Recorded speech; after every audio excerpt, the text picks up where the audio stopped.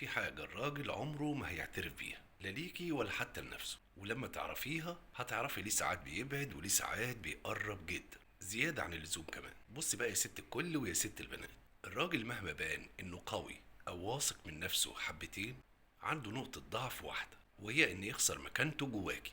ايوه، الراجل ساعات بيخاف انه يعترف بانه متعلق بيكي، ده مش علشان انه مش عايز يقول، انما علشان وقت الحقيقة بيحس ان اعترافه ده هيقلل منه، او يخوفه انك هتبطلي تقدريه. الراجل بطبيعته بيحس انه انسان ثابت ماسك نفسه يعني، انما الحقيقه بقى جواه بتقول انه قلقان لا كلمه تعدي منه كده فتكون مش في مكانها، او تصرف مش لائق يزعجك فتغيري نظرتك عنه وتبعدي عنه. علشان كده ساعات بتحسي انه بيعمل حركات غريبه، يقرب شوية ويبعد شوية، يسكت فجأة يغير الموضوع. فلما تقربي فعلا من مشاعره الحقيقية مش هيهرب منك، انما هو هيهرب من احساس انك تمسك عليه نقطة ضعف. يعني مثلا لما يكون قاعد معاك وعينيه بتقولك انه مبسوط جدا بيك، بس اول ما تسأليه هل انا مهمة بالنسبة لك هيبتسم ليكي ويقولك عادي.